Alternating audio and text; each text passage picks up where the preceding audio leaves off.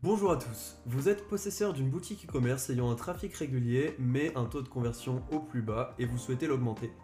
Je suis Nathan Rutilli, cofondateur du Phantom Theme et je vais vous expliquer aujourd'hui la méthode du CRO. Le CRO, Conversion Rate Optimization, autrement dit en français optimisation du taux de conversion, se fait en 3 étapes. La première étant d'augmenter la confiance sur votre site pour vos visiteurs. Ajouter ensuite de la notoriété et enfin faciliter l'achat.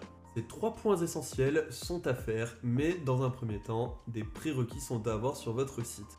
Le premier étant de vérifier que les informations les plus essentielles soient au-dessus de la ligne de flottaison, que ce soit sur bureau ou mobile. Ça permet d'avoir pour le visiteur en un seul coup d'œil l'obtention de toutes les informations nécessaires à l'achat. Le deuxième point est le fait d'afficher en première image le produit non porté et non mis en situation, tout simplement pour ne pas attirer l'œil sur autre chose que le produit en lui-même. Faites ensuite des titres lisibles, clairs et explicites pour être nommables de par vos clients. Affichez ensuite des boutons d'action, que ce soit d'ajout au panier ou d'achat, avec des couleurs unies pour mettre l'accent sur ceci parmi les informations d'une page produit. Et enfin, malgré que nombreux processeurs de paiement ou gestionnaires de publicité le demandent et le requièrent à l'heure actuelle, mettez vos politiques de votre boutique dans votre pied de page, telles que les mentions légales, conditions générales de vente ou encore politique de confidentialité. Une fois tout ça fait, et en partant du principe d'un trafic récurrent sur votre site, vous pouvez faire du testing pour connaître les diverses mises en place et optimisations que vous pouvez faire pour augmenter votre taux de conversion. Ça passe par 3 étapes. La première étant un questionnaire post-achat pour connaître les besoins et le pourquoi il y a eu achat de la part de vos clients.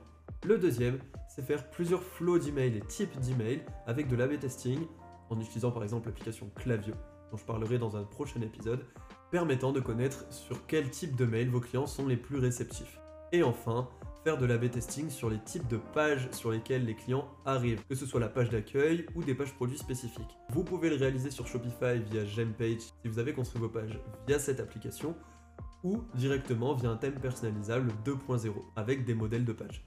Je le répète, tous ces tests ne seront possibles que si vous avez d'ores et déjà un trafic récurrent sur votre site. À ce moment-là, définir ce trafic, vous avez plusieurs canaux d'acquisition. Le premier étant les publicités telles que Google Ads, Facebook Ads, Instagram, TikTok, etc. Vient ensuite votre contenu des réseaux sociaux, cette fois-ci ça concerne vos comptes, vos publications, puis le SEO, le référencement naturel sur les moteurs de recherche comme Google, Yahoo, Bing, et enfin le trafic en direct pour tous les gens ayant accès directement à votre URL ou dans leurs favoris de navigation sans passer par un intermédiaire. Une fois les tests réalisés, vous aurez donc plusieurs idées de mise en place et d'optimisation pour votre taux de conversion. Pour pouvoir les mettre en place, cela passe par plusieurs corps de métier. Vous aurez forcément un responsable CRO, vous-même ou quelqu'un, puis un designer pour que visuellement cela soit homogène et impactant, un front-end développeur pour la mise en place, un data analyst afin de pouvoir mesurer et récupérer les data et résultats de ces opérations, et une partie rédaction si jamais vous en avez besoin pour ces mises en place. Naturellement, tout ça peut très vite être onéreux et donc il y a 3 choses sur lesquelles vous devez être d'accord. La première, c'est la facilité de la réalisation. Il faut que pour le designer, le développeur ou la partie rédaction, cela soit facile et rapide à mettre en place. Le deuxième point est la confiance que vous avez par rapport à l'impact que pourrait avoir cette opération. À titre d'exemple, si sur votre page produit, lorsque vous défilez celle-ci, vous n'avez pas de bouton d'ajout au panier flottant, cela empêche au niveau de l'UX, expérience utilisateur, le client de pouvoir ajouter votre produit directement, peu importe où il se trouve sur la page. Pour le côté confiance, on sait d'ores et déjà que l'ajouter sera une plus-value. Et enfin, l'estimation du gain potentiel de cette opération. Il faut que vous ayez une certaine rentabilité à l'avoir mise en place, que ce soit en passant par d'autres personnes que vous pour cette réalisation, ou vous-même si vous le faites, le temps investi. La dernière étape consiste forcément à mesurer l'échelle du succès de chacune de ces opérations. Ça passe sur une période donnée par la visibilité du taux de conversion, la valeur moyenne des commandes ou encore le nombre de produits par commande, induisant le fait d'avoir des revenus plus élevés pour un coût de logistique moins cher. En ce qui concerne les mises en place impactantes de manière générale pour augmenter votre taux de conversion, j'en parle dans l'épisode qui suit avec plusieurs applications sous Shopify. Si jamais de votre expérience vous avez pu augmenter votre taux de conversion de par quelque chose que je n'ai pas abordé, je vous invite à le notifier en commentaire et je me ferai un plaisir d'y réagir. J'ai cependant quelques avertissements à vous donner quant à l'ajout de trop d'applications.